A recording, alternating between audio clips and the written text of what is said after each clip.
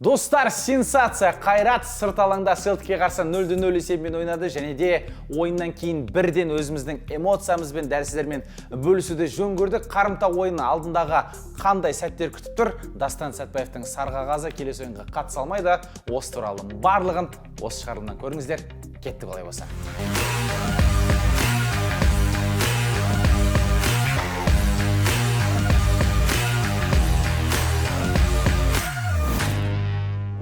Селтикке қарсы ешқашан қонақта ұтпағанымыз бар, е? Дастан Сәтбаев.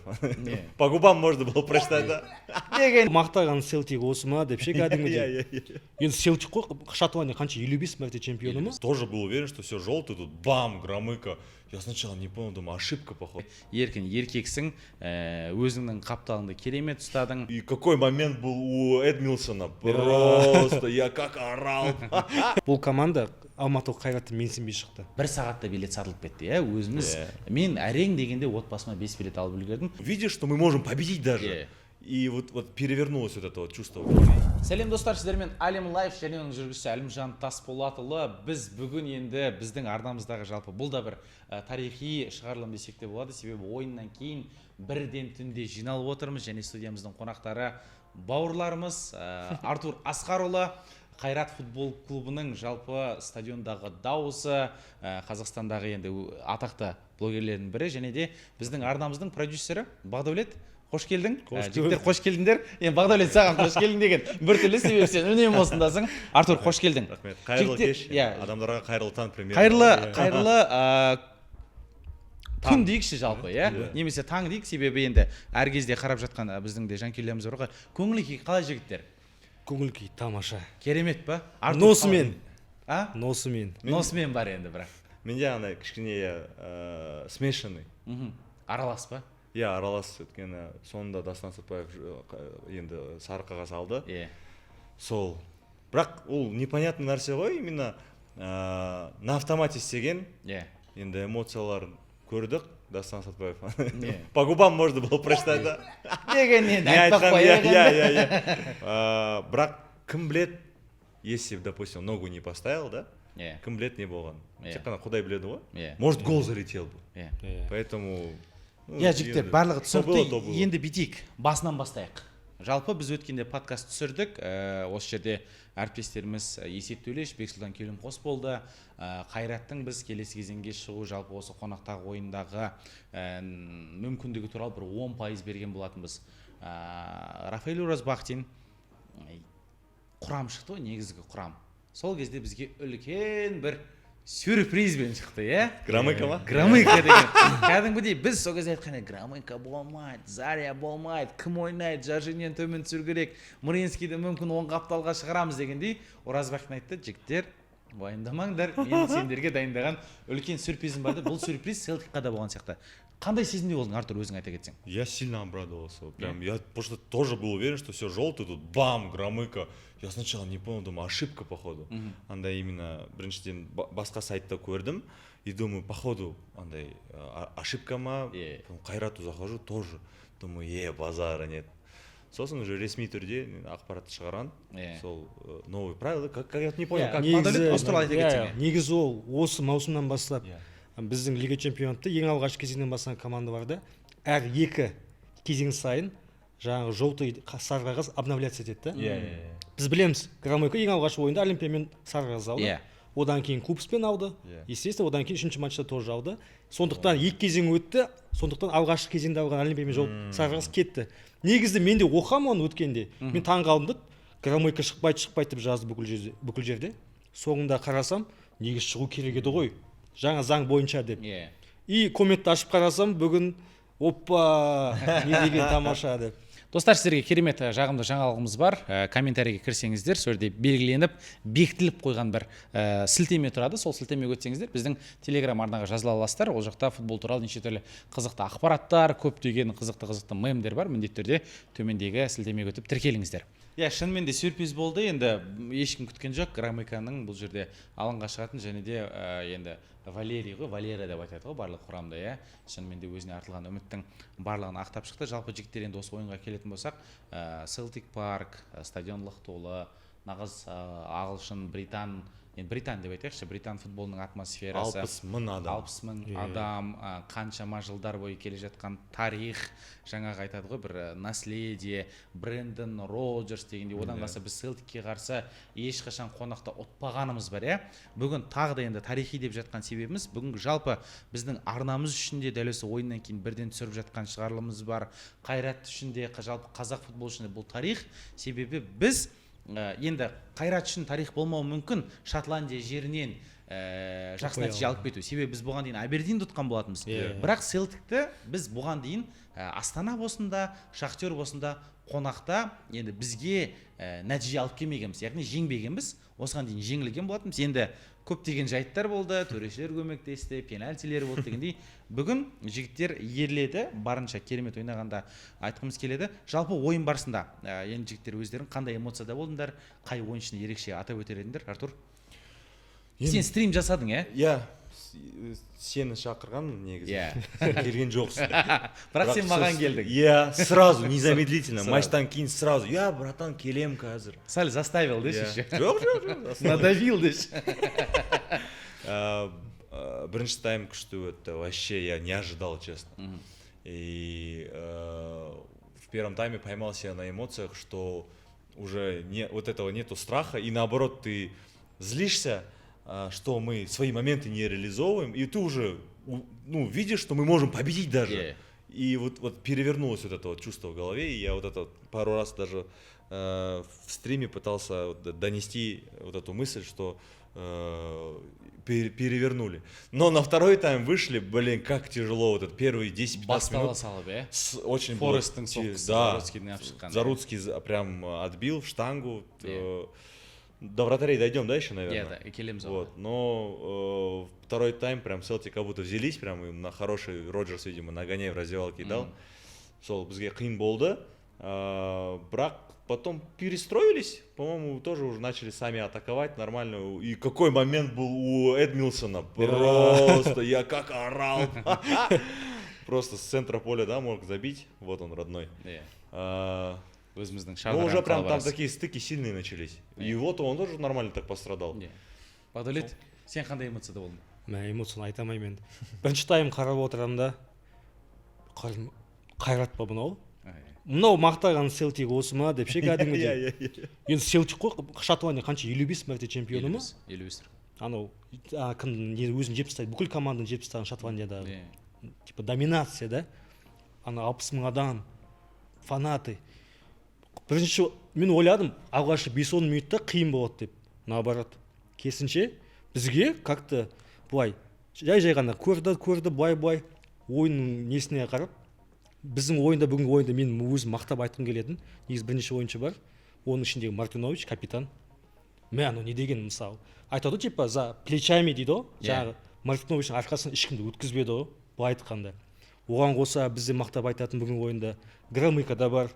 Айқайлап анаған эмоциясын шығарып, үйт, былай істе, оңға, солға. Және де біздегі сенің бұрыннан танитын өзің досың шығар енді. Родной шығар. Тапа. Еркін.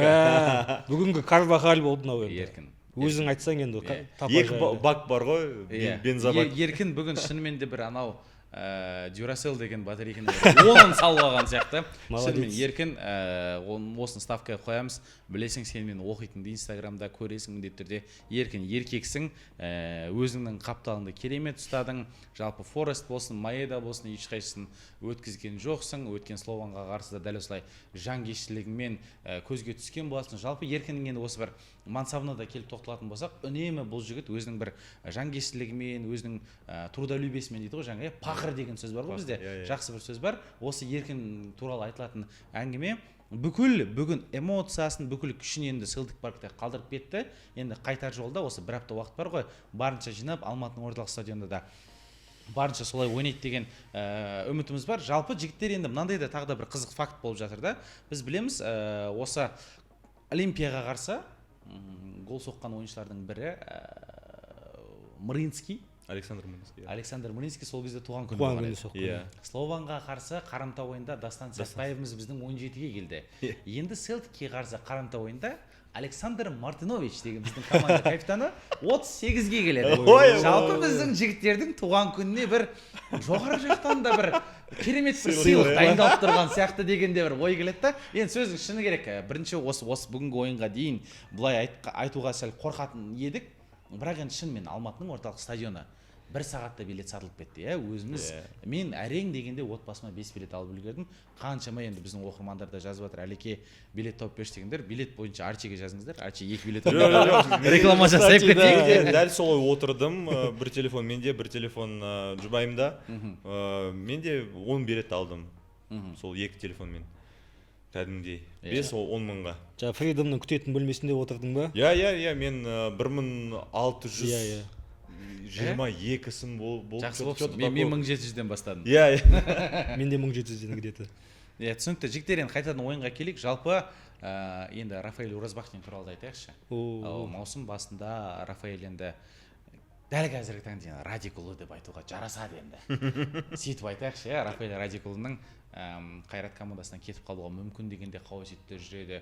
Жалпы біліктілігіне дегендей қазіргі осы чемпиондар лигасында нағыз өзінің штабының, нағыз өзінің шынымен де бір жаңа қазақ футболындағы қазақ бапкерлерінің жаңа бір мектебін көрсетіп келе жатқан сияқты. Себебі кез келген құрамға қарсы анализ, оған қарсы ойынды қою, команданың, қарсылас команданың мықты тұстарын жаба білу деген енді керемет. Артур енді дәл осы бір тактикалық тұрғыда Қайраттың бүгінгі осы Селтиктің мықты ойыншыларын жабу туралы айта кетсең, мысалға айтып жатырмыз, Маеда дедік, Аида дедік, Форест дедік, Кирин Тирни Арсеналда ойнаған. Ешқайсымыз қатты көрген жоқпыз ғой енді сөздің шыны керек. Ну, я не квалифицированный же специалист, чтобы обсуждать там тренеров и так далее. Я единственное, что хотел сказать про Рафаэля Радиковича, что до вообще даже первого раунда Лиги чемпионов, до Олимпии, до Кубса, до всего этого, многие же писали, да, этот тренер никуда не доведет, там, физрука убирайте и так далее. Как больно мне такие комментарии читать, когда человек всю структуру прошел, и біздің бауырымыз Дидар Қадыров тікелей эфирде айтты ғой, как классно, что вот помимо вот Қайраттың түлектері бар ғой, Дастан Сәтбаев, Анарбеков шықты, Мрынский, Қасаболат шыққан жоқ, бірақ по идее игрок основы ұлттық құрамаға шақырған. Кеңейтілген тізімге ілінді, И вот такие истории еще и продолжаются тем, что теперь свои тренера еще, который всю структуру. И вот он классно это подметил. Поэтому, мне кажется, он очень круто закрыл всем рты вот таким хейтерам, где именно уже не только в КПЛ там что-то доказывает, да, доказал там в прошлом сезоне, что это не просто случайно, что забрали чемпионство. Сейчас идут там в первой тройке, но и в Лиге чемпионов, в Еврокубках показывают достойную игру, не так, что прячутся в обороне там или там в автобус, да, играют. Они действительно навязывают свою игру. Прям с первых минут. Вот это меня удивляет, что и в прошлых я вот со Слованом ответную игру когда смотрел, думал, сейчас будет как тяжело, как они будут атаковать, а тут первые 15 минут смотрю, вообще мы играем, мы мяч катаем, делаем, тут то же самое получилось. Вот эти моменты мы пропустили, кстати, по поводу игры, вот момент, когда Дастан выдал пас на Жоржиньо, кажется, Жоржиньо мог... Эдмилсон берді, Эдмилсон Жоржиньоға берді. Да, и Жоржиньо мог выдавать дальше. Вот. Громыко. По-моему, Громыко был, да, либо Мрынский, возможно, чуть не помню. И могли вот такие моменты даже забивать. То есть очень много было у нас опасных моментов, особенно в первом тайме. Мне кажется, мы были на голову выше. Бақдәулет? Негізі Оразбахтин жайлы айта кетсек, негізі сен айтып отырсың жаңа хейтерлер болды деп ше. Негізі мен кейбір уақыттарда мен де хейтер болдым. Шынымды айтайын, мойындайын. Өйткені мысалы алдындағы матч, алғашқы матчта, Кубокте болған выездной матчта, бірінші матчта, Любленада болған матчта, бірінші матчта біздің алғашқы құрамды қарадық қой. Бізде КПЛ-да Жоржиньо мен Дастанның связкасы өте мықты болды. И сол ойындардың алғашқы құрамды қараған кезде екеуді біреу жоқ, жетіспейді. Құрама басқаша болды да, и өздерің білсеңдер, жаңа білесіңдер, сол матчтарда біз ұтатын матчтарды негізінде біреуінде жеңілдік, біреуінде теңбе-тең түстік. Сол кезде сол матчтарда негізі мен хейтерлердің арасында болдым. Оразбахтин, неғып эксперимент жасайсың? Неге жасайсың? Істеп тұрған машинаны қоя салсашы типа тиіспе, ол жұмыс істеп тұр. Жоқ, именно сол матчтарда эксперимент жасады. Мен өте ашуланғам сол кезде. Бірақ бүгінгі матчта өте мақтаймын негізі. Бүгінгі матчта бұл кісіні мақтауға тұрады, өйткені өздерін байқады, Селтик аренада Қайрат прессинг жасап отыр, ойлашы. Анау мен жабып қарадым, бір аут болды да, и черный доп ұстап алған былайынан 10 секунд бойы тұр. Иә, кімге берейін? Жан-жағына қарайды, адам жоқ қой. Мынаяқтан Жоржино жүгіріп келеді, мынаяқтан Громыко жүгіріп келеді, орын жоқ. Сондықтан бүгінгі матчта негізі Горазбачевтің тактикасы өте тамаша болды. Енді бізде келесі ойында бірнеше ойыншылар болмайды ғой. Енді онда үлкен қатты эксперимент болмайтын шығар деп үміттенемін. Жалпы бүгінгі матчтағы өзінің заданиясын орындады деп ойлаймын. Және де бұл жерде ең айта кететініміз, енді Селтикке қарсы біз жарты ұпай алдық қой. Жаңа клубтар арасындағы коэффициенттер кестесіне. Бұл да енді Қазақстанның қазір 4 па?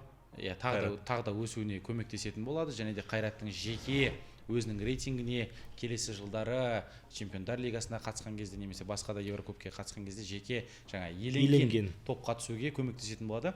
Енді ол да енді алдағы уақытқа қатты жүгірмей-ақ қояйық. Ойын туралы айтатын болсақ, Қайрат Селтик паркта гол соқты. Қалай да болсын гол соқты. Ол гол соғылған, ол факт. Бұл жерде Мартиновичтің голы туралы сол кездегі эмоцияны Артур өзің айтып берсең. Стримда ол бар, тиктокта салдым уже, мен қатты айқайладым. Алло, Арсен Венгер деп, давай запускай свое правило, нормально бол. Ол күшті. Сол есіме түсті мен. Сенің ережең керемет. Ты был прав деген. Қанша сантиметр? 20 сантиметр ма? Пол корпуса ғой. Осындай ғана где-то. Бұл жерден бірақ сөздің шыны таза апсайд. Ол жерде дауласатын ештеңе бір төрешілер ары-бері қылып жүрді дегендей. Сосын төрешіні ерекше атап өтейікші. Төрешілер бүгін енді білеміз, Селтикке дейін бұған дейін Астана егде бір еске алмақ қойса Шахтерда ол кезде төрешілерге аздап бір деген сәттер болды. Бүгін төреші норвегиялық Эскес болды. Керемет. Нағыз өзінің білікті маман екенін, нағыз дәл осы еуропалық төрешілердің бір бет бейнесі ретінде ойында әп-әдемі жүргізді, сықыратын кезде сықырды. Біздің жігіттерге сарғас көрсетті, себебі сарғас көрсететін де сәттер ол, және де қарсылас командаға да бір ешкімге бүйрегі бұрған жоқ сөздің шыңырек. Әсіресе айтасың мынау, Глейзермен кім қақпаның алдында? Тирни. Мынау саған, успокойтесь. Екеуіне де қойып тастады. Сосын енді жарақат туралы келетін болсақ, қарсылас командада Джонсон жарақат алды, оң қапталдағы қорғаушы. Енді бір қарсылас команданың ойыншысының жарақат алғанына қуанып, бір бұл жерде тойлап отқанымызда бір біздің бір әдептілігіміз емес шығар, иә. Себебі енді жарақат ол кез келген футболшының мансабына бір өзінің нәтижесін тигізіп жіберуі мүмкін, бірақ қарымта ойынға Джонсон шықпауы мүмкін, себебі санның артқы жағын жарақаттады. Ол әдетте 3 апта, 3-4 апталық жарақат. Енді біздің қақпашыға келейік. Александр Заруцкий бұрыштама кезінде тізесін жарақаттап алды. Жалпы тізе жарақаты қазіргі футболдағы Заруцкийдің да эмоциясын көретініміз. Бұл жерде де жаңа Дастанның айтқан сөзінде айтып кетіп бара жатқанын көрдік. Жалпы жігіттер бүгін ешбір өздерінің жылы тырнақшаның ішіндегі ілтипаттарын айтуға ұялып қалған жоқ. Тізе жарақаты өте ауыр болып кетуі мүмкін. Заруцкийдің келесі ойынға қатысу мәселесі де үлкен сұрақтың алдында тұр. Артур, жалпы Заруцкий жарақат алғанда қандай ойда болдың өзің? Темірлан Анарбековті көргенде. Я очень сильно расстроился вообще от травмы. Во-первых, короткий срок восстановления до 26-го, возможно, ну, я практически уверен, еще пока ресми түрде ақпарат жоқ қой.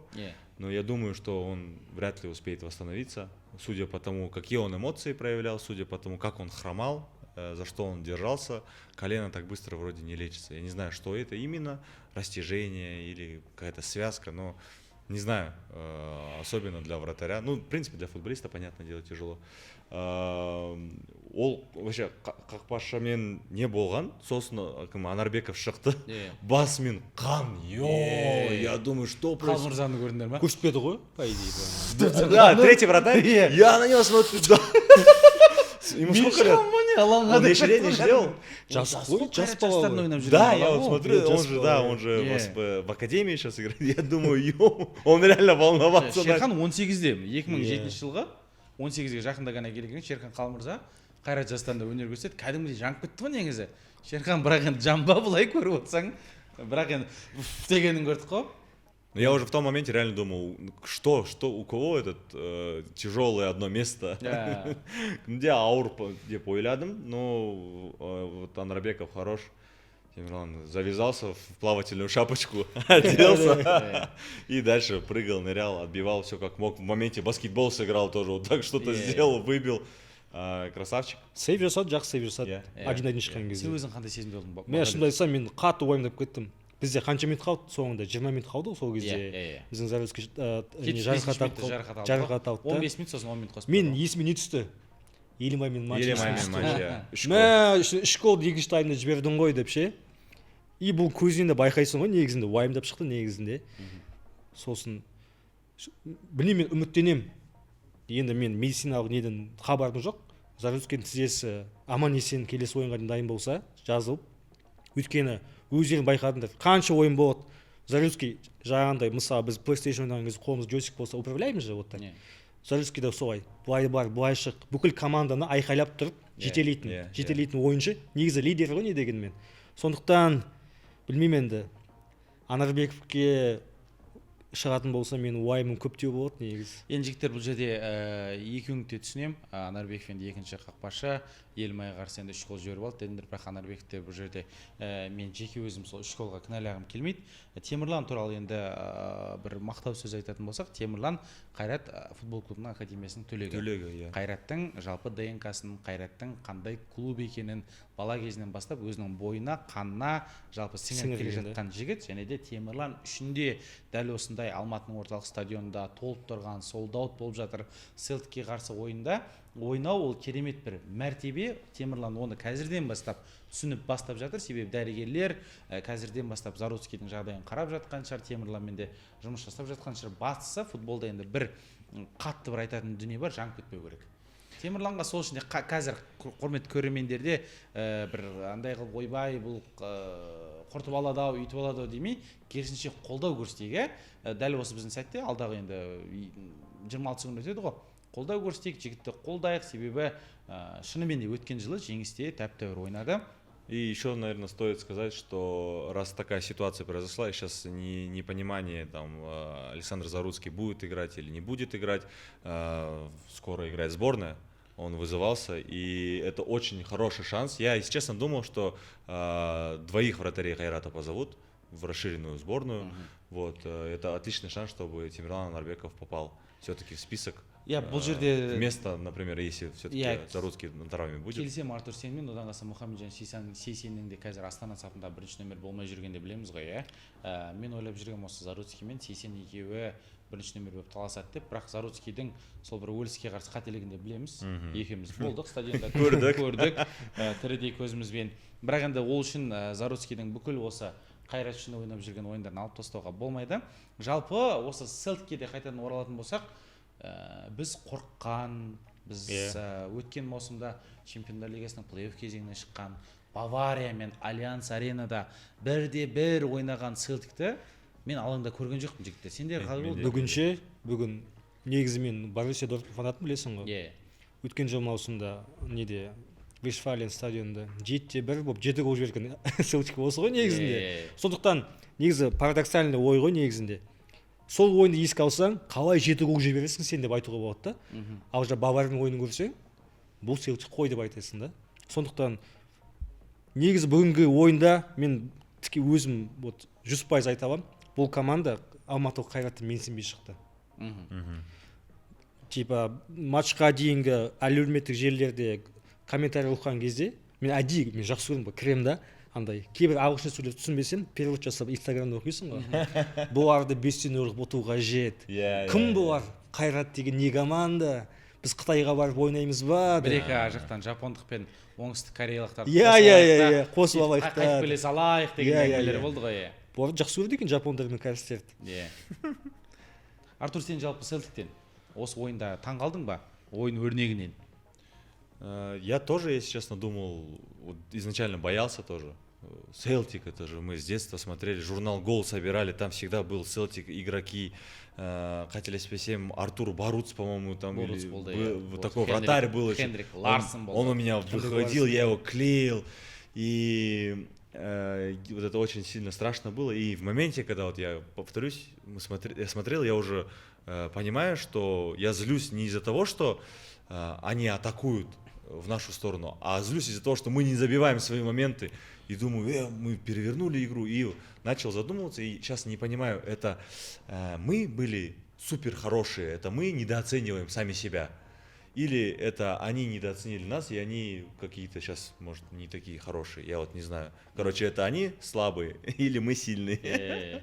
Ол да бар. Сосын бұл жерде шынымен де осы екеуіңнің де айтқан сөзіңмен келсем, жалпы Селтиктің шынымен де бізде бір қатты бағаламай шыққан, одан қалса жанкүйерлер тарапында сәл бір білінді. Заруцкий жарақат алған кезде сықырып, алаңнан кеттеп, одан қалса Анарбектің басы қанап отқан кезде анау жапониялық ойыншының да Ямаданың келіп уақыт, сен қарасайшы, басы қанап жатыр ғой, қайда уақыт деген дүние да, басы фонтан болып отыр. Сенің басында қанап жатса сен отырасың ғой деген. Сен де азиатсың ғой, на крайняк. Сен сүйші бауырым. Жоқ, шынымен де бұл жерде аздап бір енді жалпы УЕФА тарихындағы бұл ең алыс выезд қой. Ең алыс 7,5 мың шақырым. Бұндай тарихта болмаған. Бұрын енді Қайрат пен осы Абердин арасындағы ойында тіркелген еді. Енді Глазго одан да тіпті алыс. Селтик Алматыға тағы да сондай жол жүріп келеді. Және де бір қызығы Селтиктің осы апта соңында 23 тамыз күні Ливингстон мен Шотландия премьер лигасының 3-ші туры арасында ойын бар. Ал Қайрат біз жақсы білетіміздей, Оқжетпес басшылығына, Мұрат Тілешевке де бұл жерде Қайрат Нұрдәулетке рахмет айтамыз. Ойынды 31 тамызға кейінге шегергеніне себебі қазақ футболының жалпы ар намысы тұр қазір. Сіздерге басымыз дейіп рахмет айтамыз. Және де осы Ливингстонға қарсы ойыннан кейін енді ол сенбі күні болады. Және жексенбі күні жолға шығады. Жексенбі күні түнде Алматыға әйтеуір жетеді бірдеңке қылып. Дүйсенбі күні күнмен ұйықтаса, кешкісін матч алдындағы жаттығу жасаса, және де біз білетіндей екінші күні пробкамен примерно 2-3 сағат бар отельге барады да. Барынша сол кезде жолды пробка қылайық. По дороге донер на Абай. Андай самолетте 7 сағат бойы отырады, былайын ұйықтай алмайды. Chicken or beef деген кезде оянып. Негізі жігіттер айтатын қызықты мүмкіндікті осы жерде. Алматыда болатын ойында бізде қандай плюс бар, осыны айтайықшы. Реально қандай бізде плюс бар. Келесі ойынға. Өзің айтшы. Ведущий включать? Жоқ, бұл жерде жүргізуші керемет болады. Ол үлкен плюс. Стадион шайқайды. Мен айқайлаймын бар. Тамағым жыртып. Жанкүйерлер, мен жаңа ультрастың балдарымен де. Бірдеңе қазақша істейікші жігіттер. Кричалкалар, жаңа кричалкалар. Қандай? Білмеймін сол. Біз соны айтып жүргеніміз қанша уақыт болды? Біз негізі, біз камерадан тыс негіз Бадалет екеуміз біраз сөйлесіп жүрген болатынбыз.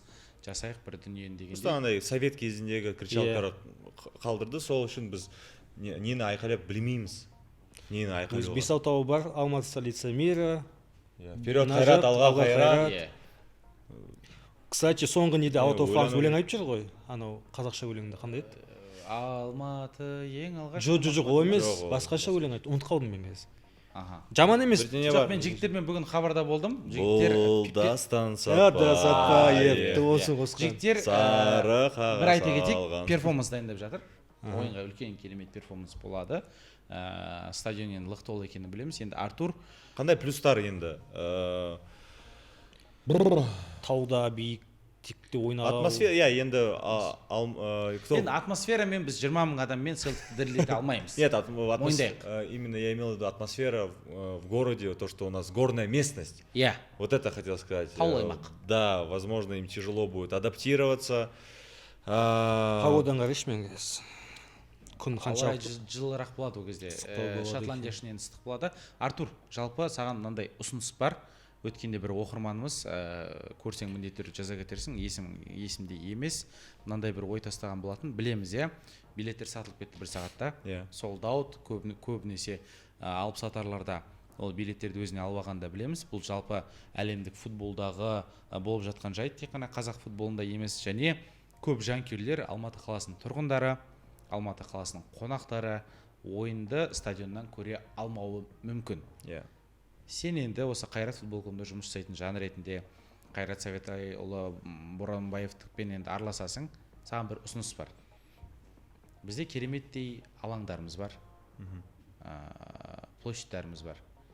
сол жерге мүмкін бір үлкен экран қойсақ, жанкүйерлер сол жерге жиналса, ойынға кіре алмаған. Примерно қай жерде? Медеу ма? Медеу емес, Төле бидің бойында, КБТУ-дың алдында дегендей. Барлығы қала әкімшілігімен келісілген болса, кәдімгідей экран жасап, фан-зона сияқты. Концерт, біз болдық қой Германияда. Германияда сол сияқты енді сөйлесіп көрерсің, айтып көрерсің. Клубтың түсінікті қазіргі таңда одан да басқа жұмыстары, ойыншылардың жаңа дайындығын барлығын дайындау бар, бірақ бұл деген жанкүйерлерге, дәл осы қазақ футболының жанашырларына деген бір үлкен құрмет деп ойлаймын. Осы бір жанкүйерлер атынан енді мен бұл жерде бір алтын көпір болайын. Мүмкіндік болса сен де алтын көпір болып жеткізсең, ары қарай енді клуб өздері шеше кетер дегенде ойымыз бар. Себебі шынымен де бүкіл жанкүйерлер алаңнан кіру мүмкіншілігі жоқ қазір. Себебі билеттерді көріп жатыр, қазір қатты қымбат, 50 мың, 70 мың, тіпті бүгінгі ойыннан кейін қазір 100 мыңнан да жоғары болып кететін сияқты. Бірақ сен білесің ғой, ол мировой практика. Просто все начинают жаловаться на перекупов, но они по всему миру. Мы с тобой ездим, Лига чемпионов, Арсенал, Реал, мы с Алимжаном, Алимжанмен бірге 600 мыңға алдық. Бір билет 600 мың теңге перекуптан. Поэтому басқа жол жоқ. И это мировая практика, так выкупают и потом продают. Там-то ладно, там еще даже невозможно купить, там membership. Тут ладно, еще можно было купить, но сами свою возможность пропустили. Я весь день сам ставил будильники, потому что я знал, клуб мне билеты сейчас не даст. У него сейчас все, если у меня весь мир спрашивает, ой, айдалада, ешқашан андай араласпаған, там құрдастар, кто только, нағашылар, там все, кто только не появлялся в моей жизни. Там в школе, в начальном классе, помнишь меня, деген адамдар, блин, и у каждого свой жағдай. Там папе хотел, там маме хотел, братишке хотел, не успели. Понимаю, я тоже сидел в очереди, мне благо успел. И вот это обидно, но, блин, если не покупать у перекупов, кажется, ничего не побудешь ты там. Другого варианта как будто бы нет. Очень обидно, конечно, что вот ты билет за 5000 можешь купить, ты покупаешь его за 50 тысяч, 10 раз дороже. Но, блин, я просто хотел донести, что в мировой практике это еще дороже. Артур, бұл туралы айтып идеяны айтып отырсың. Идея классная. Енді 5-6 күн қалды. Надо что-то подумать, как сделать, с кем поговорить. Идея хорошая, конечно. Қойып қойсақ дегенде ғой енді. Можно, конечно, комментатор. Топтық кезеңдегі ойындарға қойса да әдемі ғой. Сол жақты енді қарасақ, себебі жанкүйерлердің деген шынымен білеміз, көптеген жас студенттер бар дегенде барлығына енді қалталарына да оңай емес қой, 50 мың теңге дегенде, студент бала үшін әсіресе. Сол үшін жігіттер осы мәселені бір қарастырып жүрсеңдер. Енді қарымта ойынға келейікші, бір кішігірім болжам. Сонымен бізде соңына қарай келіп қалайық, себебі енді бұл ойынды бір қатты бір разбор, бір тактика жағынан шашпасақ та, таза бір эмоция ретінде біз бүгін үшеуміз болып жиналуды жөн көрдік. Және де жанкүйерлер де осы эмоцияны ертең бір біздің қандай сезімде боламыз, сезінішінші деген ойымыз бар.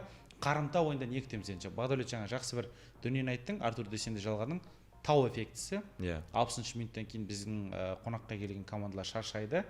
Физикалық түрден, себебі біз білеміз Боливия ең мықтысы, атақтысы. Тіпті ойыншылар келген кезде Аргентина болсын, кәдімгідей жаңа оттегі маскасын киіп алып, қосалқы құрамда отыратындай.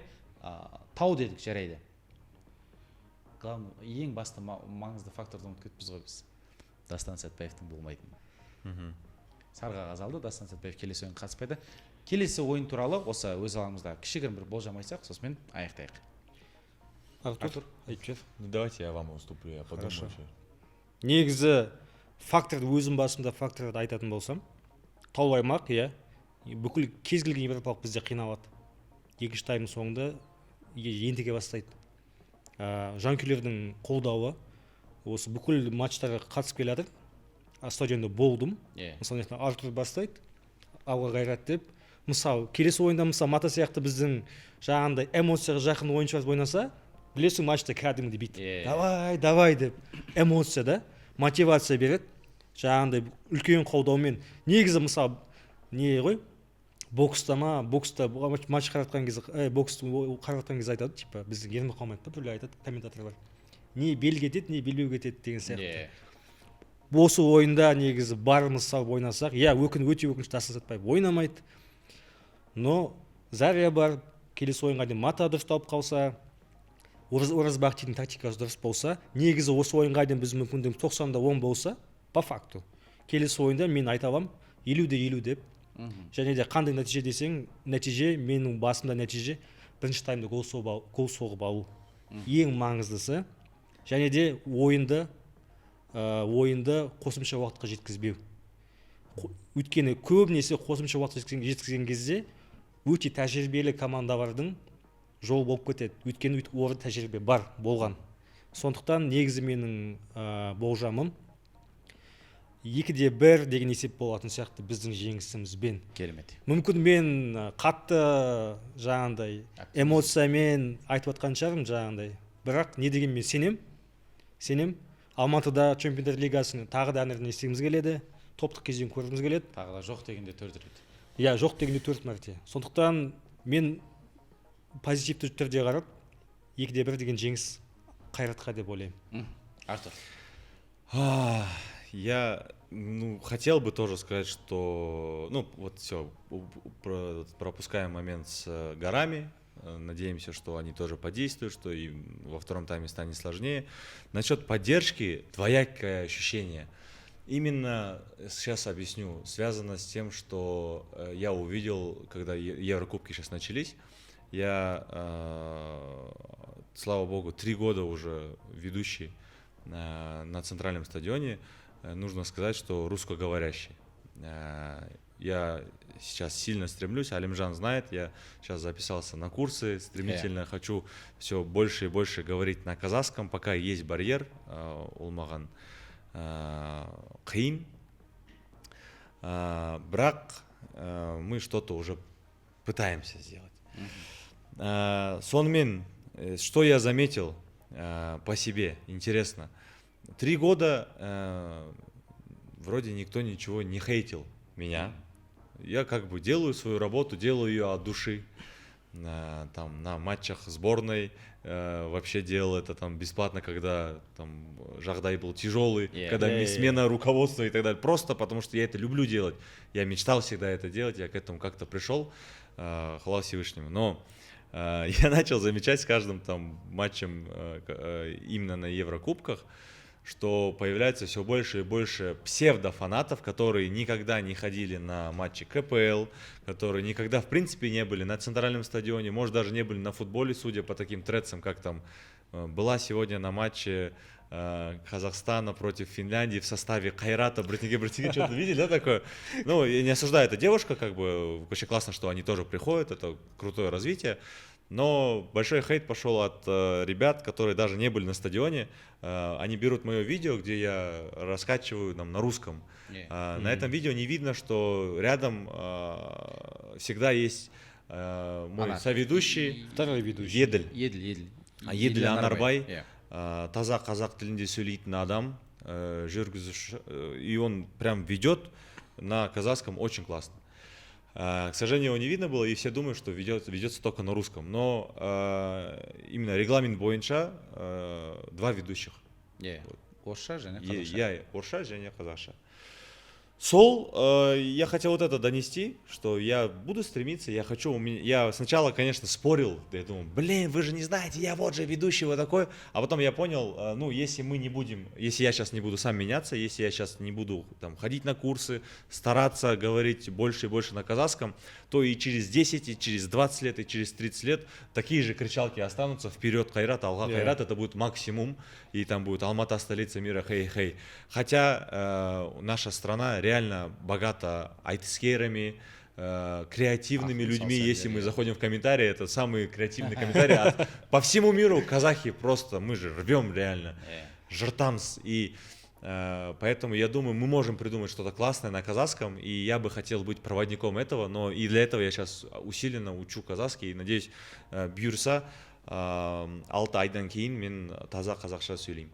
Иә, Артур, сенің сөзің жалғай кетейін. Жігіттер, көрермендер, біздің енді көрермендердің бір ерекшелігі, біздің оқырмандардың дәл осы Алим Лайф арнасының өте бір адекватты, біздің оқырмандарымыз көп, жалпы футболды жақсы түсінетін, бұл жерде енді өз атын айта кетсем де Артурдың мен білем қазіргі таңда қазақша бір үйреніп жүргенін, жеке бізден де бір сұрап тұратын, иә, Әлеке болсын Асқар, өзімнен де сұрап, жігіттер осы жер қалай болады, бір неғып жүрсеңдер.